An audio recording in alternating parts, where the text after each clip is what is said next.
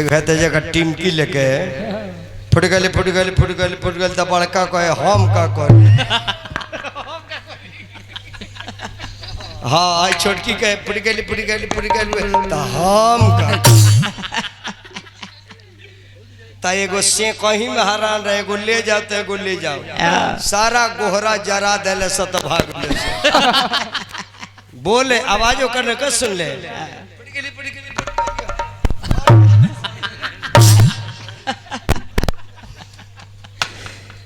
अब चटनी के को फरमाइश में हमरा बाबा के चटनी कहाँ रही चटनी बाई गो पति बारे प्रदेश में पत्नी बड़ी घर में कौन पति चाय पति मनोहर पति की दाढ़ी बनावे वाला पति तोर बाबजी तोर माई के कौन पति हो दाढ़िये बनावे वाला बूझी हजाम हो सही वह पति बुझाता बलेडा एक बाबजी बढ़िया हजाम हो अच्छा एक माई के बढ़िया दाढ़ी बनावे मसाज तो जन कह दिल बड़े जे चमकत ये सीधरी खाए हाँ जी ब्लीचिंग कह दिल बड़े एकदम बुझाले जे एकदम चुनिया जमाई का मतलब दोसर होला अरे तो चल जाई रहो सैलूनवा पर हम तारा सैलून पर जाए ना भगवा एकरा सैलून में मजे यलो काहे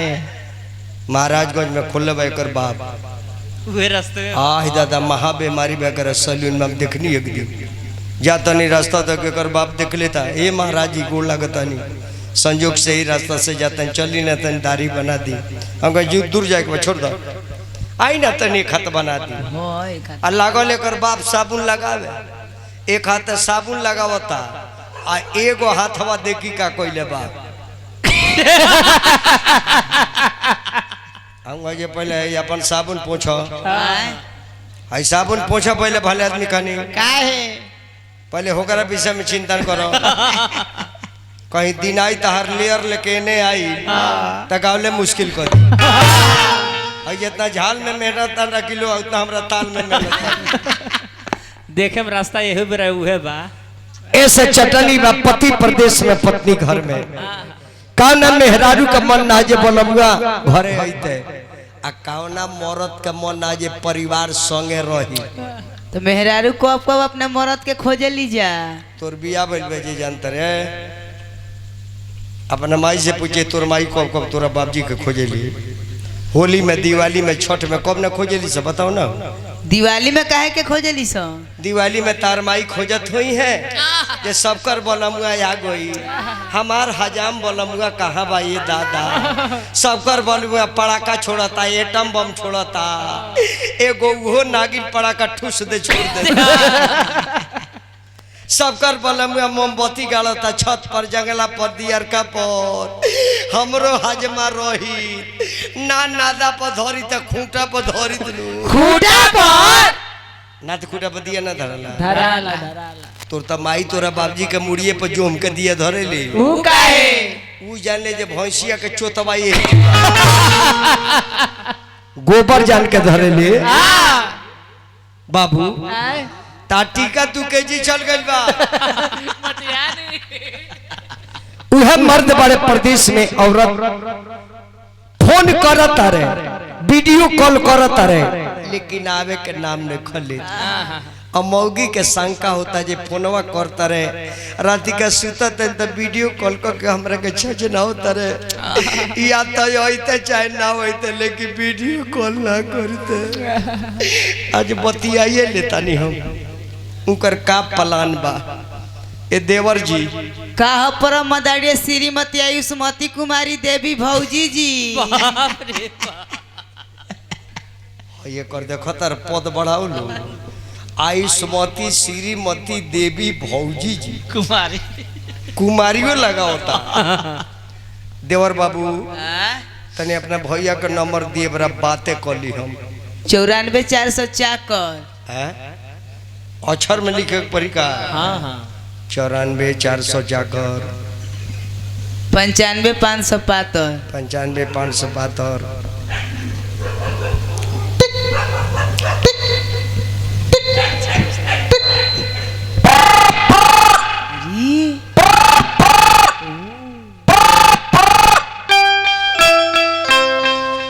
यात्रीगण कृपया ध्यान दे, छपरा से सिवान जाने वाली ट्रेन अपने निर्धारित समय से 9 महीना लेट से चल रही है। रुकावट के लिए खेद है। शील, बोतल पानी, ग्राम चाय, टिकट। झाल मड़े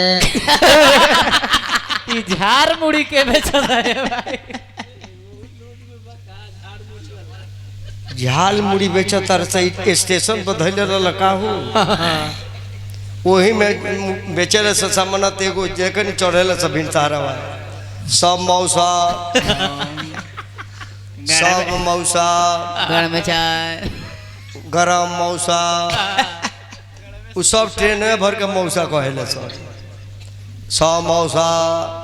एक दिन हमारा लगे होता सौ मौसा, हम कहे तोर मौसा हम ना रे होने तोर मौसा बड़े।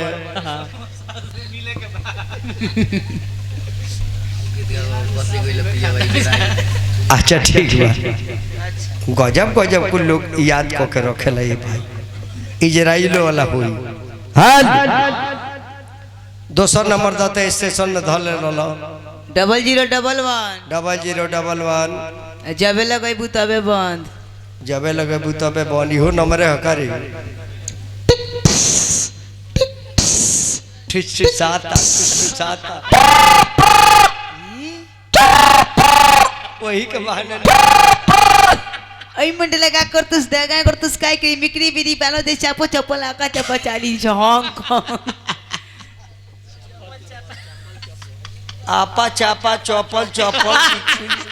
हांगकांग में चल गए लेकारी। अरे इंडिया का नंबर था ना जौन उनकर नया नंबर निकलल बा 95,500 पवित्र। हाँ 95,500 पवित्र नंबर चल जाओ तारा भतार के भीतर मोबाइल के तोर माई है लगाव लेकर हेलो अच्छा नहीं खन उठाइए ना उठाइए ना। ओह माय गॉड प्लीज फक। देवर जी हाँ जी तनी बीटू तिवारी के नंबर पर फोन धरई बा उहो होई जिन बाड़े का कहता ई मोबाइलवा रिसीव कर लेल बड़े का बोलता मोबाइलवा का कहता मोबाइलवा उठाइए ना उठाइए ना उनकर पुरानका बाव सिरवा उपट गइल पीरा में बड़े आदि उनका के खियाओ।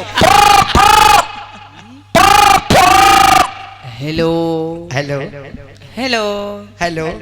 हेलो के बोलता नहीं? अरे चिन्ह चिन्ह अच्छा वो है वीडियो कॉल करता नहीं लाइन पर है। अच्छा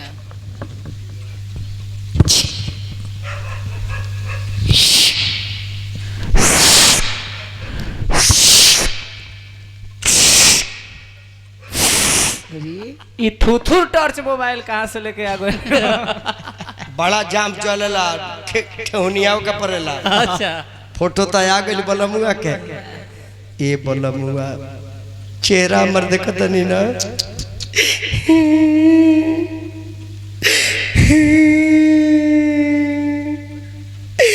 ओए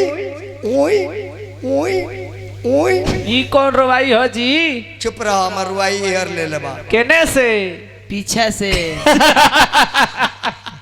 हजाम हाँ। तमाम बलमुआ ई बताए कि फोन क के हमरा के तबाह करता नहीं वीडियो कॉल क के रात भर जगाओ तनी रुआवे के बताई लेकिन हमरा के तड़पाई मो